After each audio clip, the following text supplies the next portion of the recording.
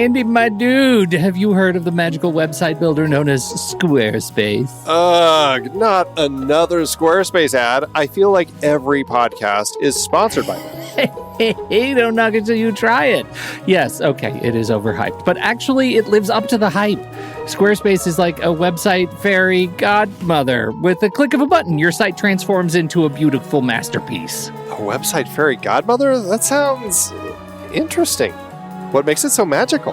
Well, for starters, those slick templates make anyone look like a professional web designer. Pick one, customize the colors and fonts to match your brand, and voila. Plus, the drag and drop fluid engine is so easy, your grandma could build a site on Squarespace. Well, she did knit me a lovely scarf last Christmas. Maybe website design is next. Exactly. And when you're ready to sell your Nana's handmade scarves online, Squarespace has built-in e-commerce. Add a store with one click. Get flexible payment options. Then watch those sales roll in. And when she wants to teach others her steezy scarf skills, Squarespace's new courses feature is just the ticket. Nana can set up her curriculum and enrollments and payments in a snap and become the next e-knitting influencer. Oh, wow, you really sold me with the grandma angle. Sign me up for that free trial. Just go to thenextreel.com/Squarespace and transform your site into a beautiful Squarespace masterpiece. Well, thanks, Pete. Even though it's overhyped, Squarespace actually sounds perfect for Nana's site's needs. Appreciate the warning on the ads, though. I'll brace myself next time I listen to a podcast. Anytime. Let me know if you need any help getting that site up and running.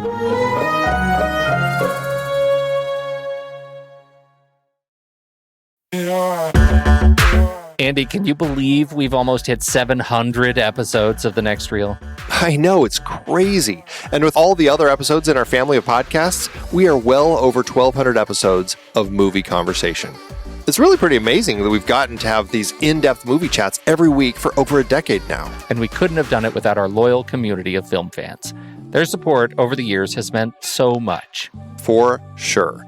That reminds me, we should give the merch store a shout out. Buying shirts from thenextreel.com/merch is a great way listeners can continue to support the show. Plus, they get to sport our great designs. Absolutely. I think sometimes folks forget we have a variety of shirts, mugs, phone cases, and more available. In fact, a great place to start is with a shirt sporting the Next Reel's logo. We also have that classic Fast Times Spicoli Surf School tee, or the weirdly popular Rusty's European Tour shirt. The one from National Lampoon's European Vacation. Why is that so popular? Search me, but we have sold a ridiculous number of those. I guess there are a lot of Rustys taking trips to Europe? We're always adding new designs based on movies we've covered, like our brand new design for a streetcar named Desire, featuring a streetcar named Desire. So if you want to rep your love of TNR and films, head to thenextreel.com/merch. Every purchase helps us continue to have these weekly in-depth conversations. So visit thenextreel.com/merch today. And as always, thanks for listening and being a part of the Next Reel community. We've got lots more great movie chats coming your way. I'm Pete Wright. And I'm Andy Nelson. Welcome to the Next Reel. When the movie ends, our conversation begins. The chilly scenes of winter is over. If you think I'm that great, there must be something wrong with you. It's about deviation. Hi, Mom. And desperation. Don't worry, I'm not gonna beg her. Janet, how can I get it if she won't come out of her apron? And most of all, Night, Ox. the outrageous complications Night, Laura. of Charles' never-ending Night, Charles. infatuation. Night, Sam. John Hurd and Mary Beth Hurt in Chilly Scenes of Winter. All right, Andy, it's another Joan Micklin Silver movie that we have here. It is. Yes. Not part of our series, for sure. But I want to be. It's an unintentional series. She's here because this is part of our John Hurd series, and this is the second of two films that she worked on with John Hurd. The question is, do you like this more as a John Hurd movie or as a Joan Micklin Silver movie? Time will tell. Time will tell. How did we end up with this one in particular? Was this one that you were a big fan of? I had never seen it. I hadn't either. I had heard of this, and I'd heard a lot of praise for this film And it was one of those films that, when I first started hearing about it, you hear about how it kind of like got shafted by the studio when they released it initially, and then it got released a few years later, and it was like, oh wow, it actually is a good movie sort of releases. And so I found that interesting, and I'd heard enough talk about kind of the work that Joan Micklin Silver had been doing that, I don't know, piqued my curiosity for sure. And I think, plus, I mean, John Hurt is an interesting actor anyway, and I think that there's something with him. I mean, we've got some interesting films in this series that are where he's the lead, but then also a number of them where he's a supporting character, and so it's just an opportunity to kind of look at a broad spectrum of the types of projects that he had been getting involved in through his career. All right, what do you think I thought of this movie? I think you thought it was okay. Really? You think I thought it was okay? All right. What did you think of it? Let's see. I think you thought it was... I kind of think you thought it was okay too, but I'm having trouble reading you today a little bit. So I think my Andar might be off. Yeah.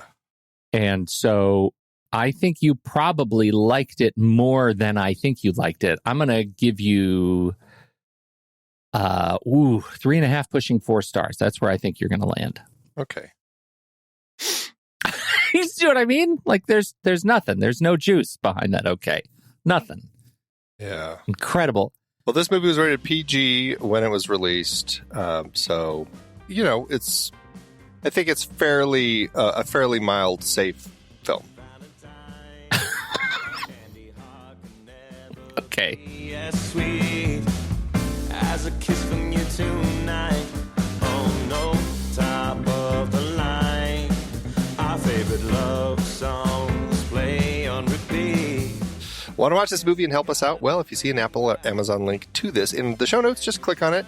And this holds true for any of our movies. Probably not this one. But you can click on it. It will take you right to their site. You can rent or buy the movie. When you do this, we get a little piece in return.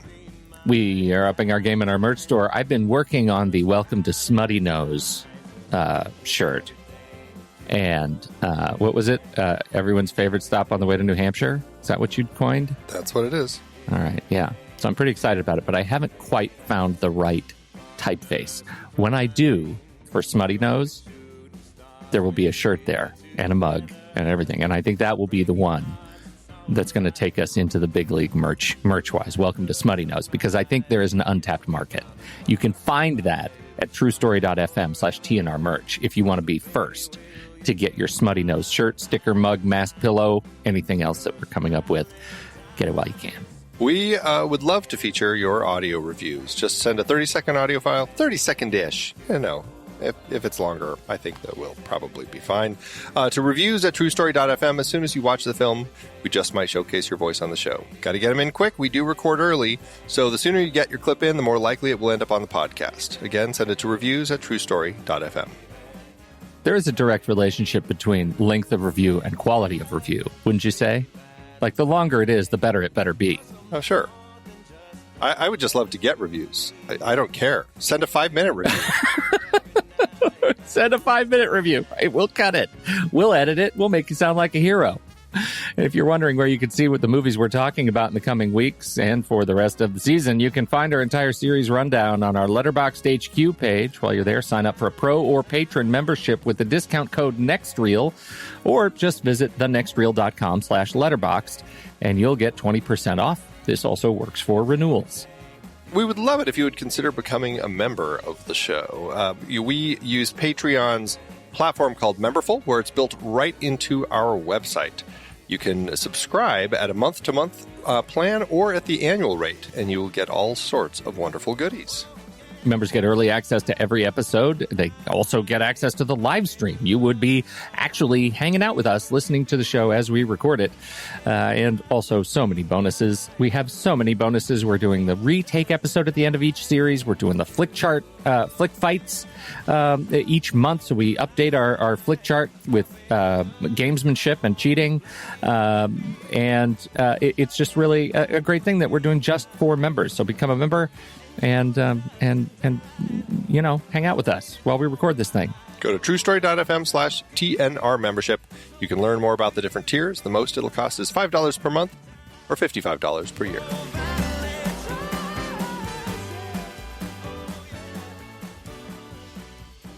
So this movie, Chilly Scenes of Winter. Chilly Scenes of Winter. When I first watched it the other day, I didn't care for it. Okay, so I wasn't too far off. No. But I haven't been able to quite stop thinking about it. And I've been talking about it a lot and reading about it. And I think I'm glad that I didn't just watch it last night, because I would have been a real sourpuss this morning. Yeah. But I think this is one of those movies that I had to kind of let unpeel in my brain before I watched it. I found it funny, and I was really hanging my hat on the whole idea of John Hurd's character as kind of a fringe sociopath. But I don't know if I'm right about that. And I have some lines that we can talk about shortly that I think build my case that his character is not well. But I just want to know, what is your take on what this movie is about? Well, on what it's about. Well, I mean, it's a love story, is what it is, right? Uh-huh. It's it's a meet cute rom-com in a way, but there's a lot more going on to it, and to that end, it's very interesting with characters that I don't feel like I've seen too often, and I enjoyed the way that they came across on screen. And there's definitely this line that John Hurd's character walks as far as kind of his obsession after he meets Laura. There's this kind of insatiable need that he has to kind of have her in his life. And I think in some love stories, that would play in a totally different way, because, they would come together and the romance would, they would both feel the same and everything would be perfect. And what's interesting about this film is he's kind of almost like a rom-com character, but in like a real life scenario. And I found it really interesting because he meets Laura at a low point in her life when she's separated from her husband. She needs somebody, and they connect and click and kind of fall for each other. But, she's only separated and going through her own emotional roller coaster of trying to figure out her life, and goes back to her husband. And the way that shifted the story, I found to be surprising and really interesting. So it's a really, I don't know, I guess I the more I think about it, it's just a much more interesting, unique type of love story that I found really fascinating. I do too, and I think it's because, to my eye, these characters, one of them, she knows who she is. She has a strong sense of identity, but has no idea where she's going in her relationship life. And he has a looser sense of identity, but knows exactly where he's going, where he wants to go with her, and feels like he's trying to fill a hole in his life with her. And there is this sense of this one-sided romance where the male wants more out of, or one partner wants more out of the relationship than the other has available to give. And I asked my wife, I said, have you ever been in one of these relationships where, somebody you were dating wanted more out of the relationship than you? And she said, oh yeah. And I said, so who was that? And she took a beat and she said, I don't remember his name, which I thought was telling. That's really kind of the point, that I think, one of the things that makes romances work is that both parties are equally obsessed with each other to a little bit. And I think this movie showcases what happens when one partner is more obsessed than the other. And it's not to the vaudevillian extreme, right? It's sort of a very human, grounded tale of what it's like to experience complicated, unrequited love.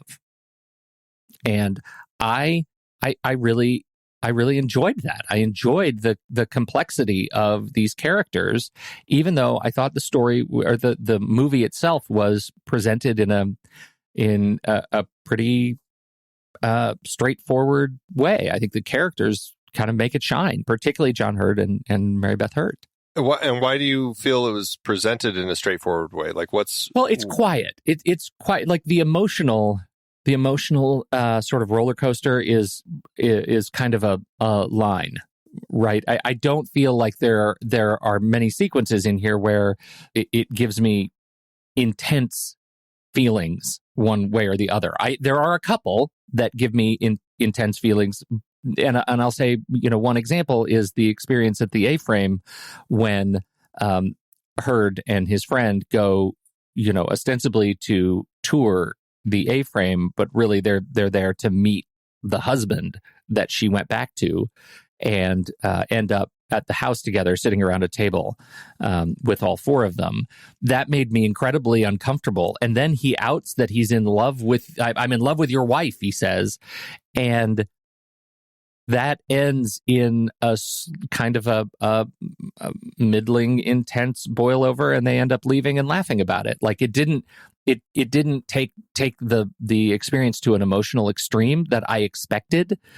So I think the whole movie I would describe like that. Like it's a pretty flat experience. Is that not how it hit you? Well, no, I the way that you said that, it made me feel like you felt the film was just fairly straightforward. And I don't think the way that that Joan Micklin Silver wrote or constructed the film is straightforward. And because there's a lot of interesting uses of flashbacks and kind of like dream-ish sequences, things like that come fairly quickly and paced really well, where all of a sudden you're just kind of moving through time effortlessly. And the way that she did that, I found just very smart and crafted in a way that it was just incredibly effective in the course of the storytelling. So I just didn't want to, that's why I wanted to clarify like what the aspect was, because I don't think that Joan Micklin Silver was making just kind of a straightforward from front to back love story, or kind of, romantic drama, I guess we'll call it. Yeah. I think there was more complexity to it. I absolutely agree with you. And I do want to say that I think those are two separate things. And the way the thing was constructed, not just with the flashbacks, but even that sort of early in the film, it starts at we start where she's in the backseat of the car. And as we move forward, we are introduced to some of the mechanics of the film, where with John Hurd, like, breaking the fourth wall, like looking straight at me and talking to me about his history with her. And I thought that was really effective. And it was just, some movies introduce elements like that, and it's work to keep up. It's work to figure out, where are we in time? Like, where are we in space? Why is he talking to me? I never felt like that. This movie did not feel like work to watch. Do you know what I mean? Like, I never found myself confused to the point where I was angry at the film. Right. Absolutely. Yeah. And I think it's just done in such a smart way. Like, I mean, the scene in the car, which was perfect. Like, he gets into his car, which I love that. I mean, this whole movie was filmed in Salt Lake City in the winter. And like, he can't even get his door open because it's frozen shut. So he's like banging it, kicking it. He finally gets into the car. Like, that just made me laugh, because it's like, and it was like snow everywhere and raining. I'm like, what kind of hellscape is this? This is a nightmare. Like, I don't want to imagine that it's snow and rain everywhere. Like, ugh, what an awful situation. Right. But then he gets into his car and he sees her through his rear view, that she's in the back seat. They start this conversation. She gets up into the front seat, talking about his glasses and that he still hasn't fixed them, and she's going to clean them and all this. It's very cute. But then you cut, like, as they're having this conversation, you're doing a reverse shot, and you're on her side of the car looking at him. And then it cuts to his side of the car looking at her, and you see an empty seat. And it's like, oh, of course, he's just fantasizing this whole thing. And he's holding his glasses, and now he's like, well, I guess I got to clean them. And it's like, the way that was structured, it's like, okay, this is the movie I'm going to be in. And it really sets it up right away to give you a sense of that we're in his head. We are not just following Charles, but we are like really going to be with Charles in his head, kind of living this experience. And like the other one that just totally struck me was like his mom calls ready to kill herself, and he's listening to her, but then he drifts off and we start doing flashbacks in the middle of what seems like a fairly important conversation. But he's like mentally checking out and going back to when did I meet Laura and these different moments. And it's just, and then we come back and he's like, I'm still here, Mom. I'm just like, oh my God, it was just so perfectly done, because it's like in a moment. And I feel like this is a character who is really thinking about these other things when this other thing is happening.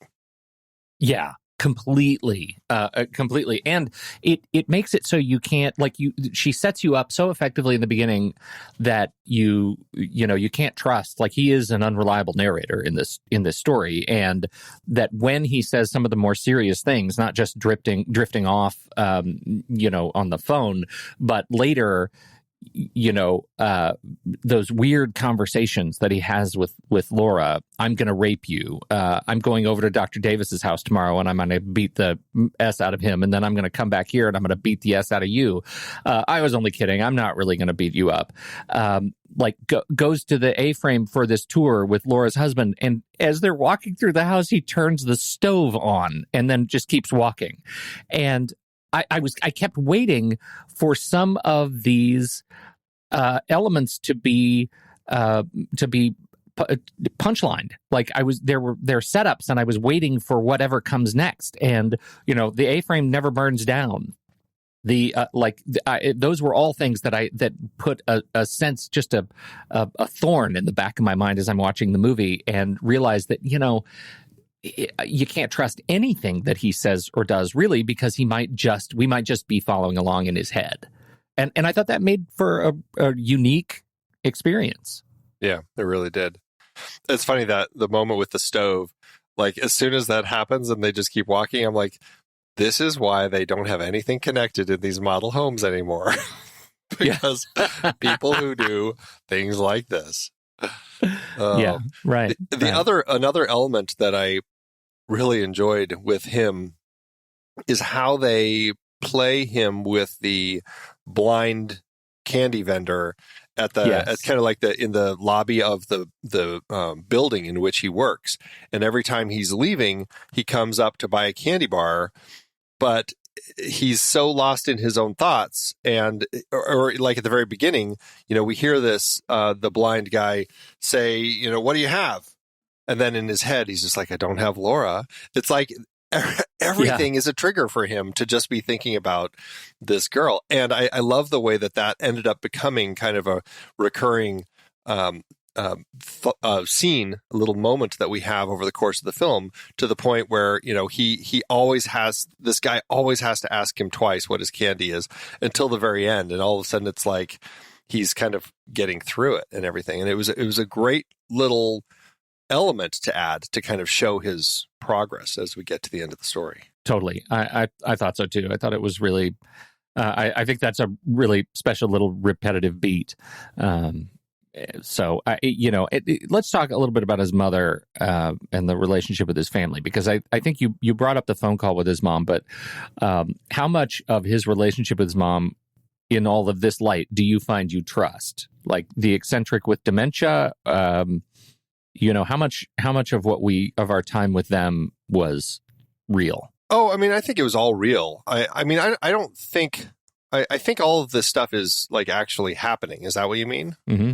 Yeah, no, I think the story is what's real. I just feel like, he's kind of moving through it. And there's a lot of this element with his family that I think just kind of is another element in his life that we're just kind of like going along with. I guess in the book, my understanding is there was a lot more of his moving through his life with his family as well. His mom, his sister, and her boyfriend. Both of them have this stepfather that neither of them are big fans of, all the issues with mom, and all the stuff with Laura. So there's like, it sounds like when Joan Micklin Silver adapted the novel that she really focused on the love story more and kind of brought that more to the forefront. Yeah. So, that begs the question then, how do you feel all the stuff with his family, his mother, his sister, his roommate informs the rest of the story? Yeah. I think so, because I look at his relationship with his mother, and I look particularly the way Gloria Graham kind of portrays her, and it's hard not to see some of where he is now is where she has been much of her life. That relationship between their sort of parallel kind of living in each other's minds. And she is taking it to, to this extreme where I am given to think that she's, dealing with, dementia and really struggling with her own kind of experience in her skin. But for him, it's this romantic sort of sideline to his life as a 30-year-old who's kind of rudderless. And I liked that parallel, when they're sitting, when Peter Riegert and Hurd are sitting at dinner with her, and she says, I didn't, after their big setup and the table is all set and they're waiting to eat. And he said, would you like me to get the food? And she says, I didn't make any food. That is like one of the moments in the film that I find myself like laughing out loud. Like that's a straight up funny scene, and also incredibly sad. Yeah. That's how they end up, experiencing their sort of Charles's future. Yeah. The whole story was interesting, and I was drawn to it a lot. And I don't know, the more I was kind of thinking about like, okay, that's an interesting story element, everything going on with his mom. We find out that their dad had died in a car accident, I believe. Was it a car accident? I can't remember now. I feel like it was a car accident, but maybe I'm wrong.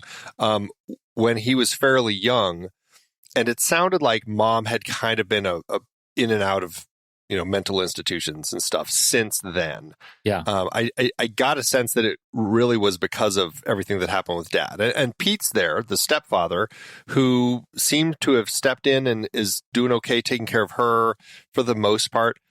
But the kids never really clicked with him. But there's an interesting concept going on there of like, mom, there's a similarity with her and Charles and how she, I don't know, the way that I guess I read it as I kind of try to process like how all this, what's the context of this in the story of Charles and his love for Laura, that mom also had this romantic, I don't want to call it an obsession, but, just like very passionate romance with her father, or with her husband, his father. Mm-hmm. And when he died, that kind of put her into this spiral. And here we are kind of watching Charles go through his own spiral as he tries to figure out how to maneuver past everything with Laura. And I think that he is in the film, he is finally able to kind of get to a place, I suppose, where he's moving on, maybe. Even though like he might be a little lost, but the romance is no longer there and he's finally accepted it. Mm-hmm. And maybe that's, kind of seeing his mom go through what she has gone through over the course of the film is one of the elements that kind of helps him get there.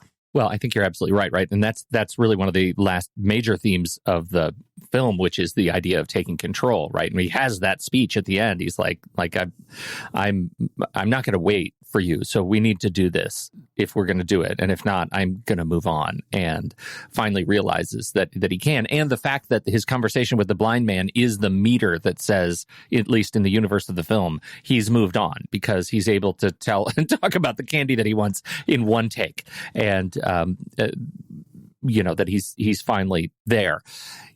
We should probably talk about the sort of convoluted journey that this film took to become Chilly Scenes of Winter, because I think that final beat is pretty dramatically impacted by its original release as Head Over Heels. Did you happen to track down the original ending to the film? No, from what I have found, since it was released in theaters in 1979 with that ending and then re-edited, it has never been released in any form. So Even like on the Blu-ray, they don't include it as a bonus. Like, here's the original ending. Like, I think that Joan Micklin Silver was so disinterested in having that ending, and that she kind of felt the studio wanted. There's a whole, I mean, this was a period where the studio was in the process of making Heaven's Gate and spending a lot of money on that movie. And so they were looking at all their other projects like this. And, they looked at it like, this is not going to make us money the way it is. What can we do to change this, to turn it into something that will make us money? And so they made her kind of tack on this ending that, it was just an extra scene that happened after where we get the movie ending now, of the two of them coming back together. Yeah. It was kind of the romantic ending that they thought people wanted. And they changed the title to Head Over Heels because it's a cheerier title. It's going to be something that people are more excited about.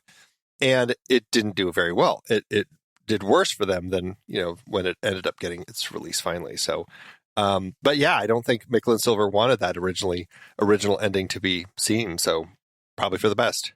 Yeah, probably for the best. And so here we have the original, he's running in the ending that we got. He's running faster and faster and faster. And then eventually he stops and it's over. Yeah.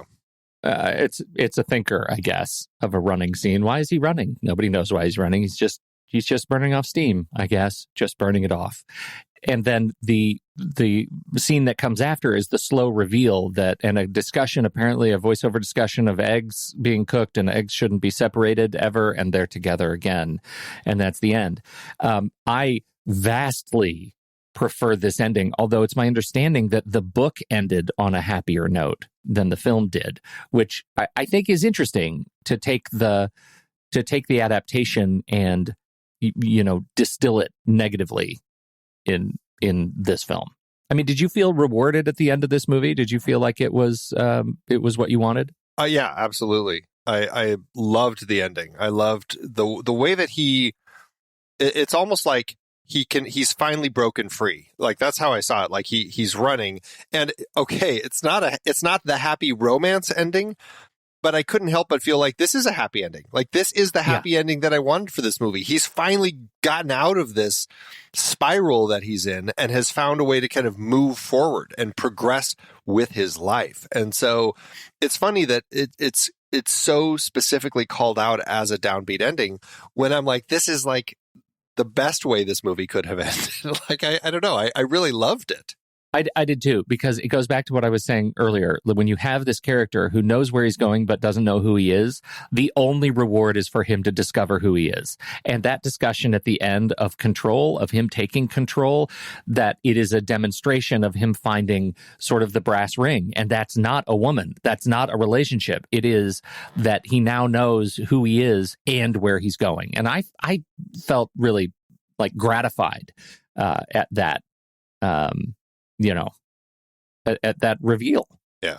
And in the same light, him walking away from her, running away from her, is the same sort of gift to her, isn't it? That she ends up, being in a position now where she gets to focus on where she's going, in her new identity too.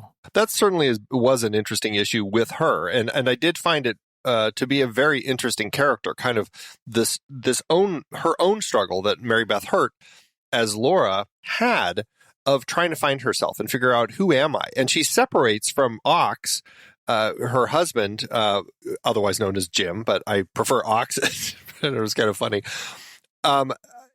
She separates from him so that she can kind of help figure herself out, only to then meet Charles. She falls for him. They fall for each other. But she is still in this very emotionally kind of broken and confused place. And, sometimes when you're in a relationship, you really do need that space to figure things out. And when you just jump into another relationship, you're not giving yourself the space. And she doesn't give herself the space. And so she's she has a very hard time, because now she feels, she has this connection with these two people, and it's made it even more complicated for her. And so only by finally leaving Jim, separating herself from Charles, can she actually take that time to figure herself out? And so I found it to be a powerful story for her too, as she finally says, I have to invest in myself. I have to figure out who I am. I cannot just jump with you. I have to step away. And, it was as much a transition and a journey for her as it was for him. Yeah, I think so. Even insofar as this is his, I think this is his movie. I feel like this is, he's the perspective we're following. Exactly. I think she learns from him. Like she, from all of the complications and everything that he's bringing into her life, I think she ends up learning from kind of all this craziness that he's introducing. Question for you. What is the point of Kenneth McMillan's character in this movie? I think I think that there's a relationship, an interesting view of a relationship with Pete and Clara, Charles's mom, that we have. He's kind of this figure that, interestingly, neither Charles nor his sister are that fond of, but Charles kind of he ends up bonding with him, and he sees, I think that he ends up kind of seeing some of himself in Pete. Clara had this romantic relationship and with Charles's father. Pete is this other guy.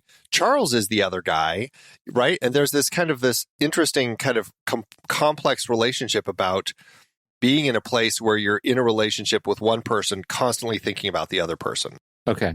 I think Charles sees some of that in himself. Like as we're kind of, toward the end of the film, I think that he is recognizing some of himself as, he's never going to be just the way that he has introduced himself into Laura's life as the other guy, as this guy that is kind of competing for the affections of Jim. Yeah. He is always going to be viewed as that other guy, right? Even if she completely, falls for him and ends up going with him, there's that element of that, that it came that way. Oh, okay, right. And so even though in the parallel between Clara and Pete, the original husband is gone, it doesn't really matter. Pete is still fighting a ghost. Exactly. And okay. So Clara can't let go of that ghost. And that's why I think she is constantly having these suicidal thoughts. Yeah.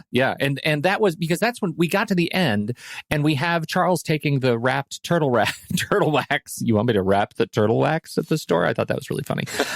He takes the turtle wax and delivers it as like a secret Santa gift on Pete's front door.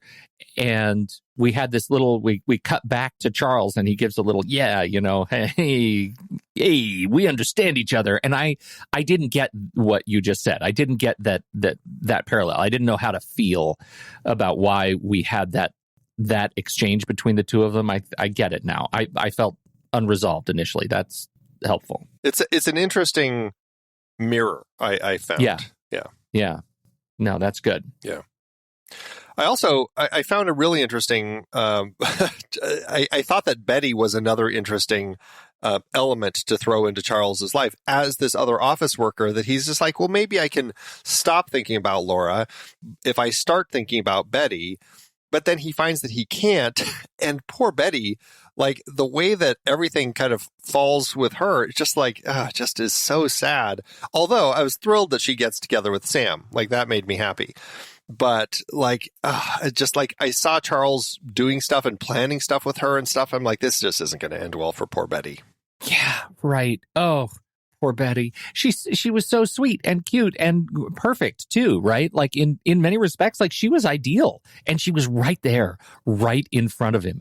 And yet there was this mysterious thing. And, she's the vessel for, in the story, of what it looks like when you just can't love somebody for some mysterious reason. And there doesn't necessarily have to be a reason, because Betty was otherwise awesome. Yeah. She is I want to say the grandchild of Van Heflin. Oh.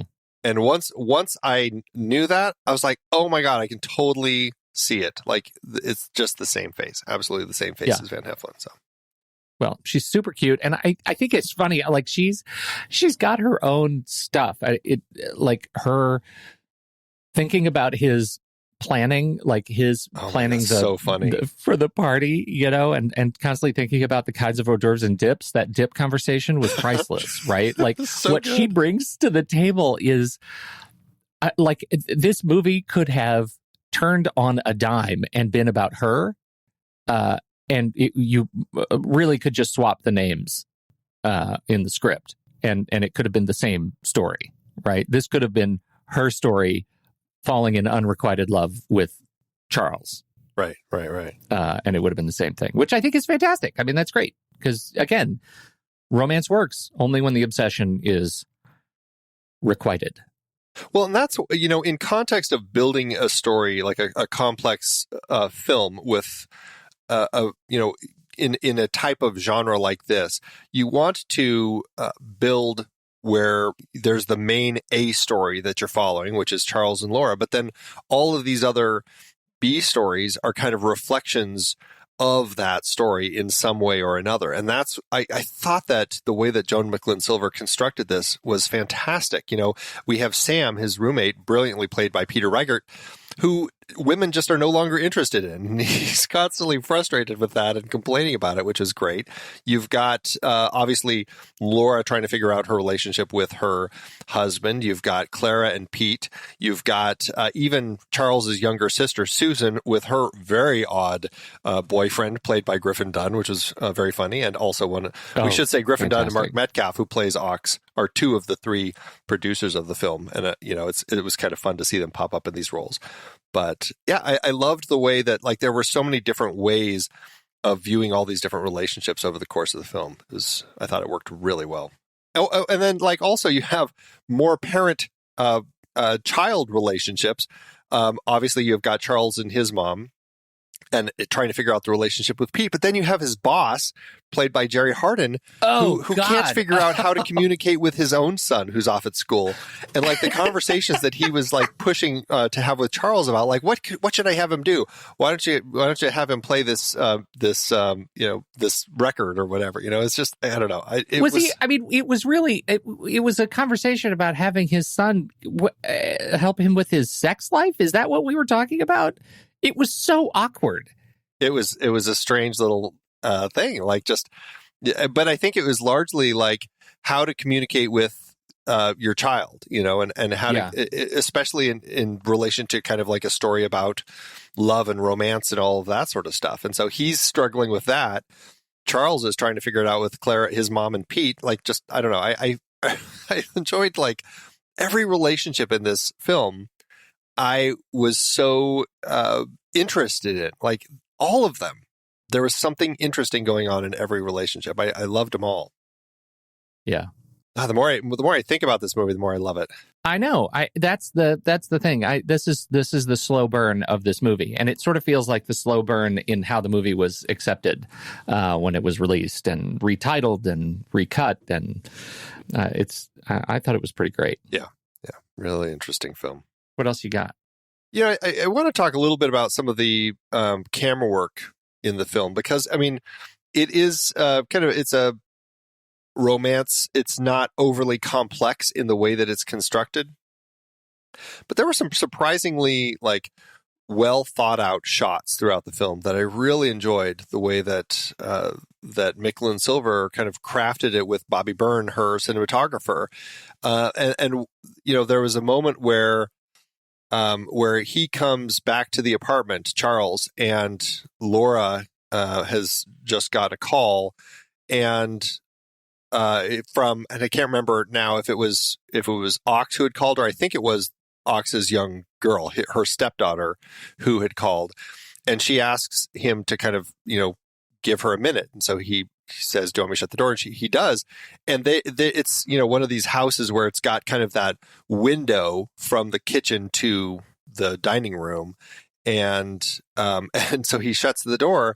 But then the way that the shot moves, it's all of a sudden you can kind of see him in the back window, just kind of in the next room, just kind of trying to figure out what's going on. Is this something I should be worried about? All that sort of stuff. And then you kind of reverse and you kind of see him, and it's beautiful the way that Micklin Silver kind of built this barrier between them periodically in moments like that, where you have this, very physical thing that is kind of separating them, even if it is just a window. But it allowed for, I don't know, some smart and surprising cinematography in a film that otherwise I wouldn't have expected it in. Yeah, it certainly didn't need smart cinematography to tell this smart story. Where do you, we've talked about this before. Where do you stand on Stealing Home? Do you remember Stealing Home? Mark Harmon, Jodie Foster. It's been so long, I can't recall it. I can't remember the movie very well. I was obsessed with this movie. I mean, obsessed. I think I had a crush on Jodie Foster at the time, but I saw this movie a bunch. The cinematography also by Bobby Byrne. I think it's probably I haven't watched it in many years, and I worry that I'm going to have the same experience with this that I'm likely to have with The Big Blue. And so I'm nervous about watching it again. Obsessed. But thrilled to see that Bobby Byrne is also behind Bull Durham. We've talked about that before. 16 Candles, Smokey and the Bandit, and Howard the Duck are Byrne's top four. Big fans of Howard the Duck around these parts, he says, in heavy air quotes. So, yes, Bobby Byrne. Also did The End for Burt Reynolds. That's right. Yeah. That's did a number of Burt Reynolds, because he also worked on Hooper. So, yeah. Definitely kind of a Burt Reynolds guy. Ken Lauber is behind the music. Yeah. Did you get anything out of the music? You're a big soundtrack guy.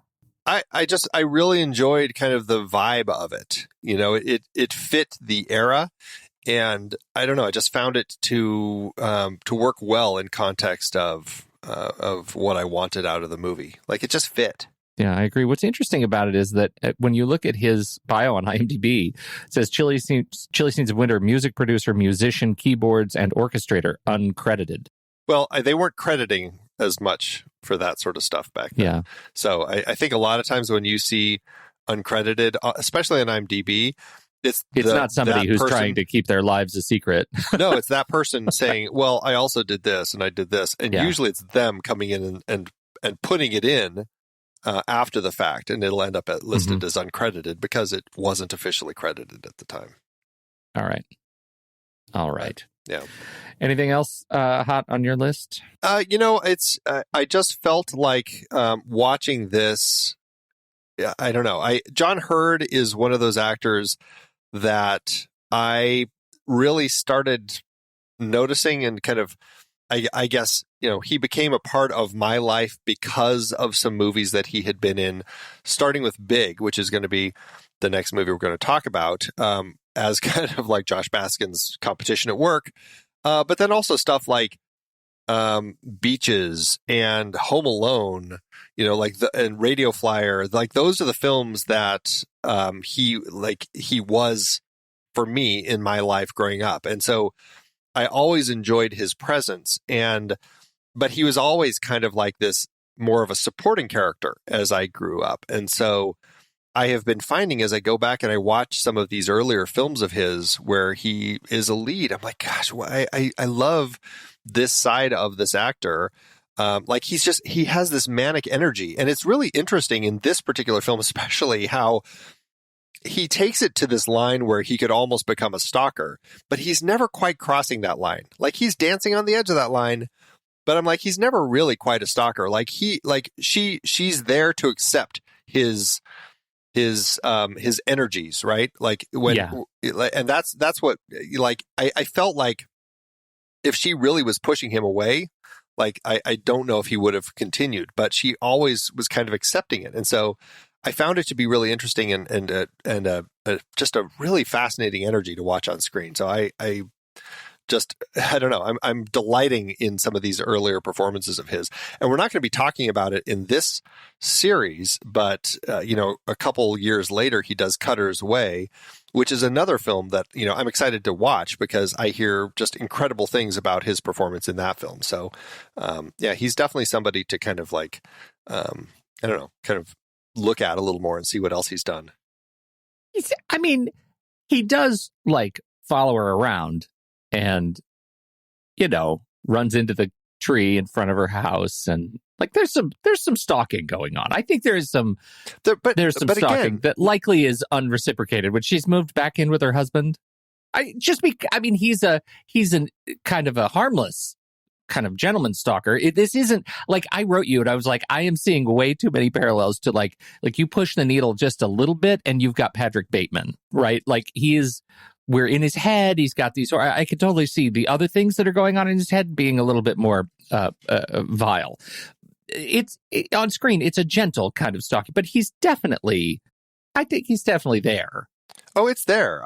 But it never, yeah. And I guess, I mean, like it's not ever like, I feel like he's not stalking, like, I don't know. I guess there's a difference between being obsessed with someone and stalking them. Like, you know, he is so, obsessively pining for her that he'll drive by her house to just in the hopes of like, thinking about her again. And like, that's where she is. She's just so close. Like there's something about that, it's kind of sad, really, right? He's like so obsessed that he just has to, drive by her house, but it's not, I don't know. I guess I didn't feel like it was turning into a stalker situation. And maybe it's because like when we do see them together, she always is like grabbing him again and they're hugging again. And it's like they clearly have a romantic connection. Even when she's mad at him for absolutely making a dumb decision to have themselves, him and his buddy, be invited over to their house as, potential home buyers, like stuff like that. Like, that wasn't a good decision. She has every right to be mad at you. You're making terrible decisions in this particular moment. And, I don't know. But I found, that's why I find him to be such an interesting character. Yeah. It's just like such an interesting kind of thing to just kind of bite into. I really enjoyed it. And that's the thing that I think is interesting about this character, is that he has all the complexity of these characters that take all of those angles very, very far, right? Like all of the, I'll just say Bateman again because that's who's in my head, but take it to the extreme. And this character doesn't. I mean, I'll go ahead and say it. I have driven past old girlfriends' houses when I was really, really into them. I did not sit and try to look in their windows at all, but I did drive by to casually think, I wonder if they're going to be around and I could say hi. I'm not saying it was right. I'm just saying I was a teenager and I did things, right? Yeah. And so it felt confused and at the same time authentic to me. It felt like a real version of my history. Now, of course, in the movie, he's 30 years old. Almost 30, right? Almost 30. So almost there's 30. that. He's going through that struggle of like, I'm about to be a grown-up. Yeah, right. That whole thing, yeah. Okay. All right. Should we read the credits? Oh, yeah. Well, we will be right back. But first, our credits. We're always shooting stars when we're together. Breaking hearts. The Next Reel is a production of True Story FM. Engineering by Andy Nelson. Music by Ziggy and Ben Sharkey. Oriel Novella and Eli Catlin.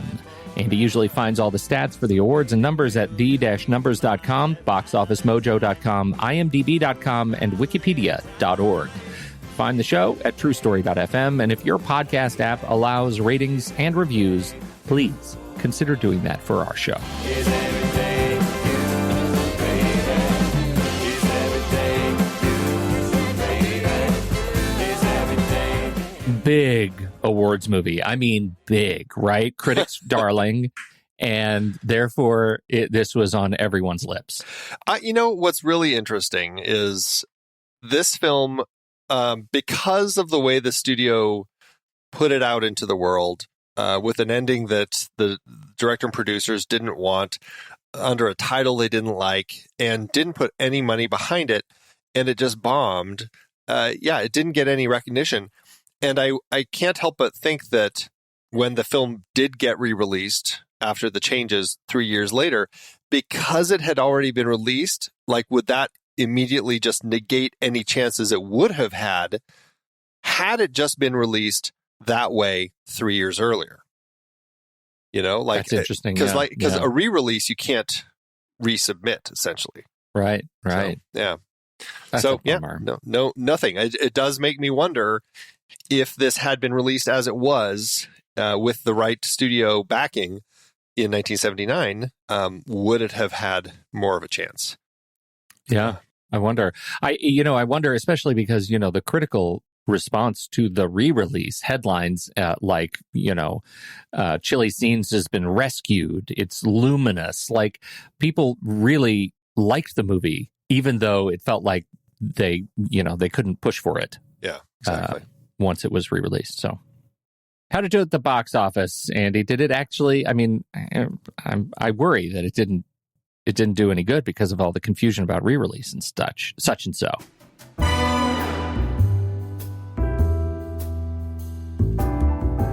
Well, we've talked about some of that, but I'll break it down a little more. So Micklin Silver's producing team did get her a budget of $3 million to work with from United Artists, which is $10.6 million in today's dollars. As I said, the studio heads thought it was terrible and forced Micklin Silver and her team to add a happy ending where they get back together, as well as they retitled the film, as we said, to Head Over Heels, with that silly poster of John Hurd with the windshield wipers on his glasses and just like the whole thing. Oy. The film was released October 19th, 1979, opposite And Justice for All, Avalanche Express, French Postcards, Jesus, and Meteor. As we said, it did no business and completely died at the box office, which, the studio heads, I guess they got what they deserved. It didn't help them with their Heaven's Gate debacle, but that's, it is what it is. Micklin Silver, though, she kept showing this to people and talking about it, and people genuinely liked it.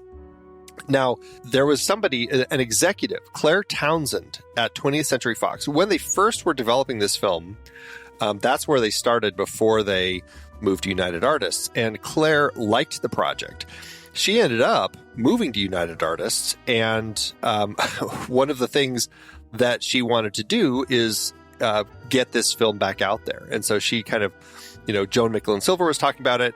And now that Claire Townsend had moved over to UA, she really helped kind of this whole thing happen and got it released under their United Artists Classics banner in 1982, reverting the title to its original, dropping the happy ending scene.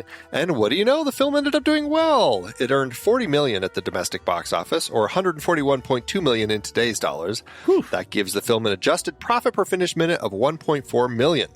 So in the end, there was a happy ending for this movie, but it did take a few years. That's awesome. I can picture Joan Micklin Silver running through the park. Hard. Like really running. Really hard. Yeah. Really hard. I bet she did. Well done, Joan. All right. Well, Andy, I think this movie, I'm so glad we watched this movie. And I'm so glad I watched it when I did, because I did not feel this would not have been a fair conversation. I mean, it wouldn't have been Weight of Water bad. But it would not have been a fair conversation. We just need to start having you watch all your movies a week or so early then. I usually am okay about that. Maybe if you watch 2001. Yeah. No, that one's fine. We're fine. I'm not going to revisit that. But I do think that it has been made harder given some of the movies we've checked lately that are harder to find. I'm having a hard time. And so I'm watching them closer and closer to the time we're actually recording. This one, I feel like I did okay. And I'm excited to be back on the train there. It was a great experience. I love it as a John Hurd movie. I told my mom, I said, Mom, we're doing a whole series on John Hurd. And she went like gushing, like schoolgirl crazy gushing over John Hurd. Oh. I had not realized just how much of a movie star people of my mom's age and generation think of him for when he was a young actor. I thought that was pretty cool, because I'm with you. I always see him as just sort of he's a face. Kind of he's a dad or the other quality dad face. Yeah. Yep. Totally. But I can see that. Like you watch this movie and you're like, hey, he's kind of a handsome guy. He's a handsome guy, right? If I were of a certain age watching this contemporaneously, that might have been a good go. Yeah, absolutely. Yeah. All right. Well, we will be right back for our ratings. But first, here's the trailer for next week's movie, Penny Marshall's 1988 film, Big. For Josh Baskin, life was a little unfair. Told you to take out the garbage. Goodness, the bus. Can I tell you again, Josh? Joshua Baskin. Josh! Until he made a little wish. I wish I were big. Sweetheart, it's 7:30. Are you up? Josh! 20th Century Fox presents Tom Hanks. Big. I turned into a grown-up, Mom. I made this wish on a machine, and it turned me into a grown-up. So now what? You get a job. Cannot get a job. I play with all of this stuff, and then I tell them what I think. And they pay you for that? Sucker! Vice President, he's only been here a week. See that girl over there in the red? She'll wrap her legs around you so tight you'll be begging for mercy. Well, I'll stay away from her then. I loved your ideas on the squeezy doll line. Thanks. What were you like when you were younger? Oh, well, I wasn't much different. Eject your seat! Who are you? I'm his girlfriend. I want to spend the night with you. Do you mean sleep over? Yeah. Okay. But I get to be on top. What is so special about Baskin? He's a grown-up. How do I feel about what? How do you feel about me? You're only young once. This is important! I'm your best friend. What's more important than that, huh? But for Josh, I miss my family, Susan, and I want to go home. Oh my God, you're married. it just might last a lifetime. You'll never forget Tom Hanks. It's beluga.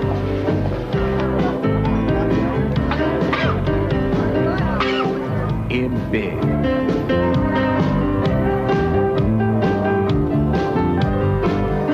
Are you going to watch the director's cut of Big or the original cut? I didn't know there was a director's cut until recently. I didn't that either. There's like a half-hour extra longer version.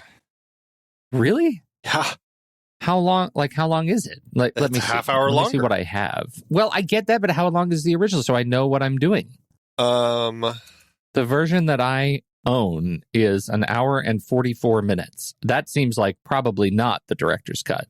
the director's cut is 2 hours and 10 minutes. Yeah, I don't have that. Where would I find it, I wonder?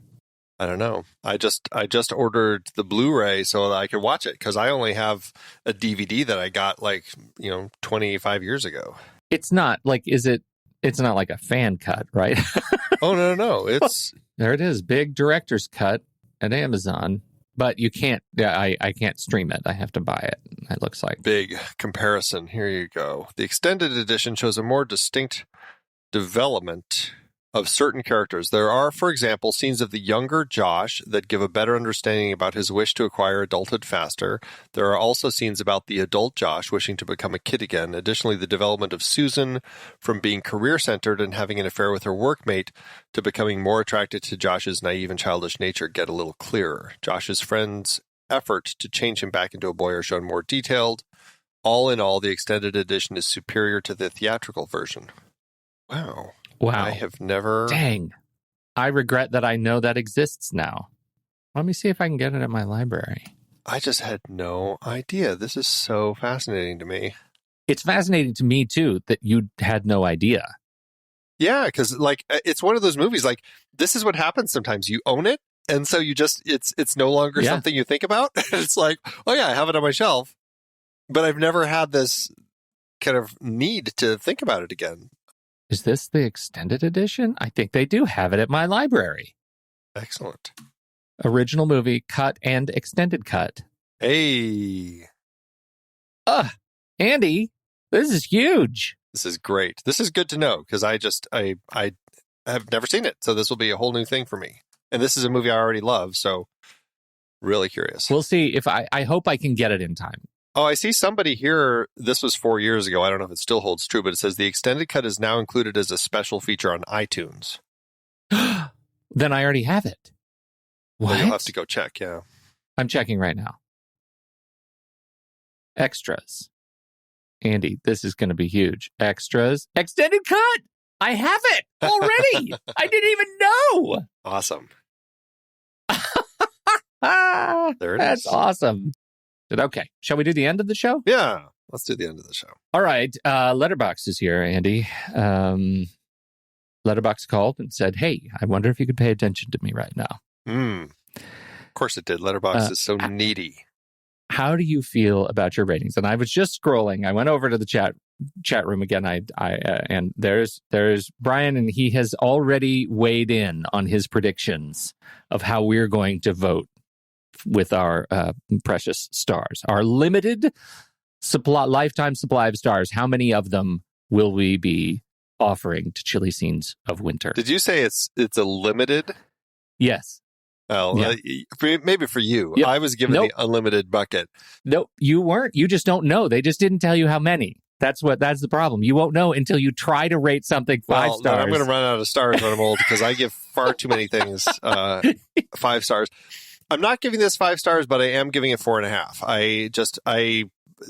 I can't. Every time I think about this movie, like I find more love for it. Like it just really worked for me, and I'm just very excited to see. And we didn't even talk about like the fact that Jesus, Gloria Graham. Like how great does she still look in this? She's just she's great. So just ravishing, and what a fun movie. So 4.5 stars for me. Big old heart. I just loved Chilly Scenes of Winter. Okay, this is one of those where I'm struggling because I came in this morning at 4 stars and a heart. I came in at 4 stars and I thought this is where I'm going to land at 4 stars. And then we're going to talk about it. And unfortunately, this conversation has made me like it more, but I don't think I'm going to budge on 4 stars. I think I'm going to stick at 4 stars and a heart because I have nowhere to go and my limited supply of stars, Andy. What am I going to do if I run out of stars? And it's because Chilly Scenes of Winter had an extra star. In 20 years, I'm going to run out of stars. And it's all because of this movie. So I want to give it room to improve. It's probably because of Nope. Stop talking. Nope, you're wrong. Cherry Moon. I already took those stars away from 2001. Those were smartly budgeted. Oh dear. I'm going to stick with 4 stars. Okay. So what did you think about Chilly Scenes of Winter? We want to know. Hop into the Show Talk channel on Discord in our community where we are going to be talking about this movie this week. When the movie ends, our conversation begins.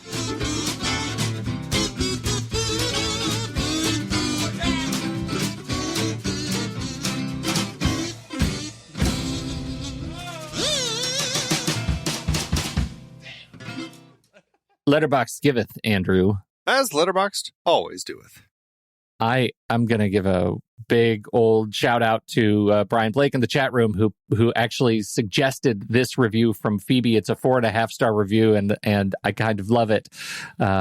Phoebe says, actually, I think my new answer to the age-old question, what would you do if you woke up and you were a man, is watch Chilly Scenes of Winter 1979, because I am obsessed with how someone who isn't intrinsically aware of the way a woman acts around a man she isn't interested in would interpret this movie. To every guy who watched this and related to John Hurt's character, how's your love life?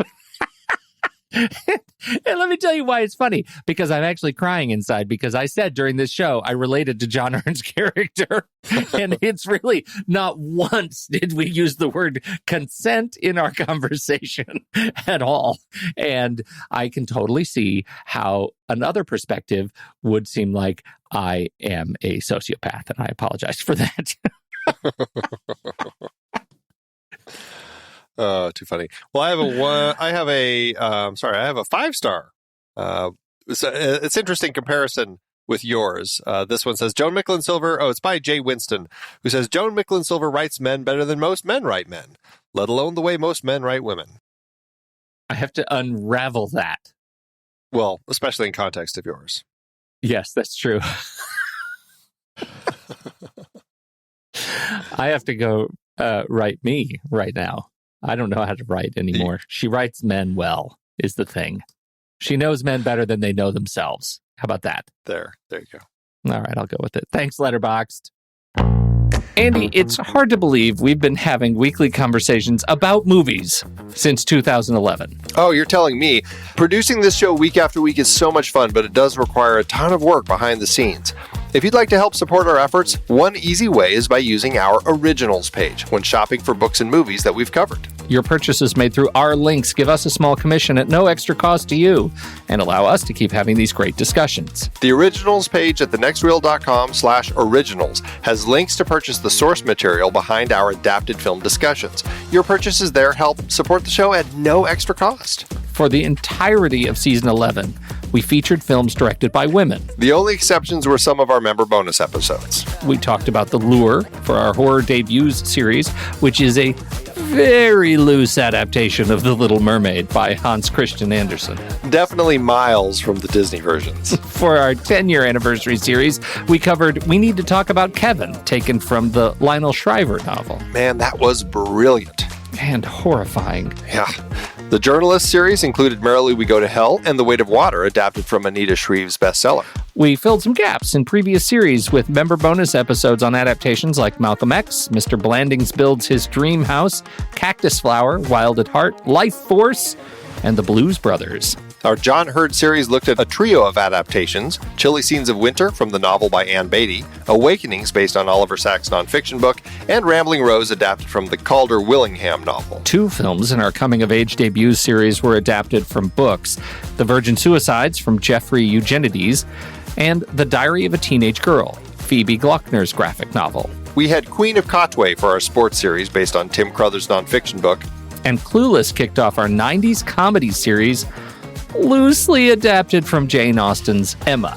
It totally took place in the 90s, though. Find all of these books and more adaptations on our Originals page at thenextreel.com/originals. Start your next read from the movies we've covered. Visit thenextreel.com/originals today.